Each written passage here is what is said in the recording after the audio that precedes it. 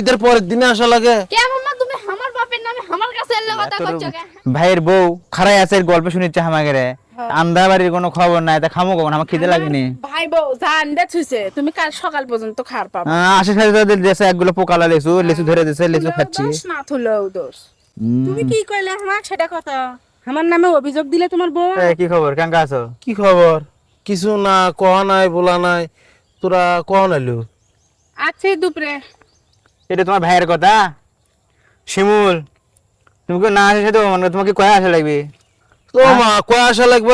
ঈদ হলো কালকে, আজ হলো ঈদের পরের দিন। তোমার কি মানে ঈদের নামাজ পড়ে চিন্তা ভাবনা করছো নাকি পরের দিনে আসবে? আমরা চিন্তা ভাবনা করছিলাম ঈদের 2 দিন আগে আসবো, তাও মধ্যে 2 দিন চলে গেল। তাই করলো, 2 দিন আগে এলো না, তা ভালো হলো। এই শোনো, আমি তোমারটা খাবার আসিনি, আমি আমার শ্বশুর বাড়ি যাচ্ছি। আরে ঠিকই তো, শ্বশুর বাড়িতে আসছ, কথা ওটা নয়। কথা হলে দরকার হলে ঈদের 2 দিন আগে এলেনি, তো ঈদের পরের দিনে মানুষ আসে।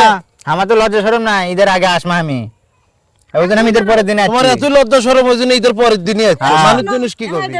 হ্যাঁ শুনছো তোমার বোনতে কি করছে, আমার নামে কি অভিযোগ দিচ্ছে।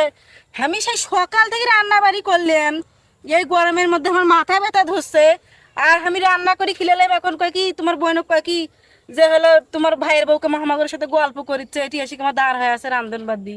এগুলো কথা? আরে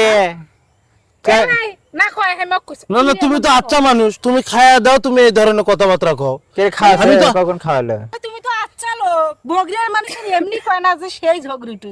দেখো তো কেন খালি ঝগড়িতে পায়ের মধ্যে পায়ের পাড়াতে কেসাল করে তাই না? না না না, আমি আসতে তো শুনলাম যে আমার বউ একদম পোকা আলা লিচু দিছে।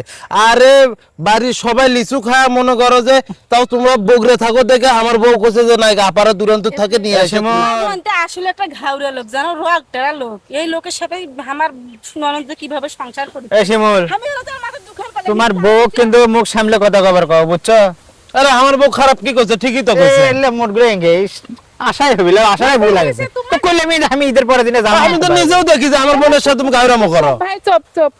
তোমার আমি সারা ঘাটায় কি করলে মানে এই আগে থেকে ঘাটতেরা দেখো নি, এর আগে বহুতে আমার সাথে ঘাটতেরামি করে সব সময়। খালি বলে শুনলো, শোন শোন, ছোট শালা হয় না কবি।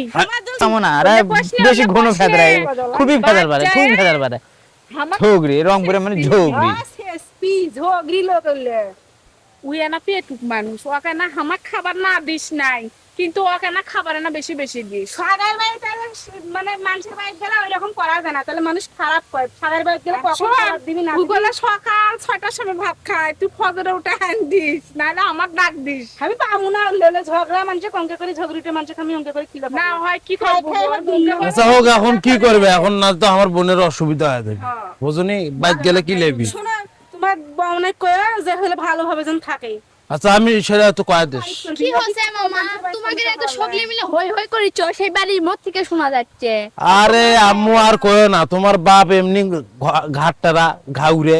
আমি আনা কইলাম যে মানুষ ঈদের পরের দিনই আসে, দরকার হলে ঈদের 2 দিন পর 2 দিন আগে আসলে না, ঈদ করলে কিন্তু আইলে আইলে ঈদের পরের দিনে আসা লাগে। কেমন না তুমি আমার বাপের নামে আমার কাছে এলে কথা কইছো কেন? আমি তো জোর করছি না ঈদের 1 সপ্তাহ আগে আসবো। এ ভাই তো 1 সপ্তাহ আগে আইলে কিন্তু আনলো না তো, ঈদের পরের দিনে আসলে কোনো কাম। তোমরা আসলে হয়, তোমার সাথে কি তা? তুমি